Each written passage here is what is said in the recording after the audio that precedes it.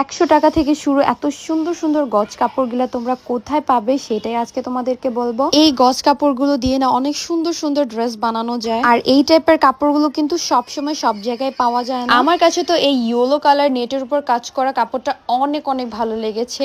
এটা পুরোটাই নেটের উপরে, ভেতরে হচ্ছে ফলস দিয়ে যদি একটা গাউন বানানো যায় বা একটা লেহেঙ্গা বানানো যায় অনেক সুন্দর লাগবে। এরপর টিস্যুর মধ্যে একটা দেখলাম লাল আর সাদা কম্বিনেশন, খুবই খুবই সুন্দর। দেখো এটা কিন্তু টিস্যুর মধ্যে, এটা দিয়েও কিন্তু গাউন তারপর হচ্ছে লেহেঙ্গা বানালে অনেক অনেক ভালো লাগে। এই কাপড়গুলো ভ্যানে সেল করে আর এগুলো একদমই রিজনেবল প্রাইসে সেল করে। উপর দিয়ে আবার আলাদা করে ফুল বানানো লাল কাপড় দিয়ে, এগুলো এখন নতুন বের হয়েছে, খুবই ট্রেন্ডি, খুবই সুন্দর। গুজরাটি কাপড়গুলোও ছিল, এগুলোও কিন্তু খুবই কম দামে।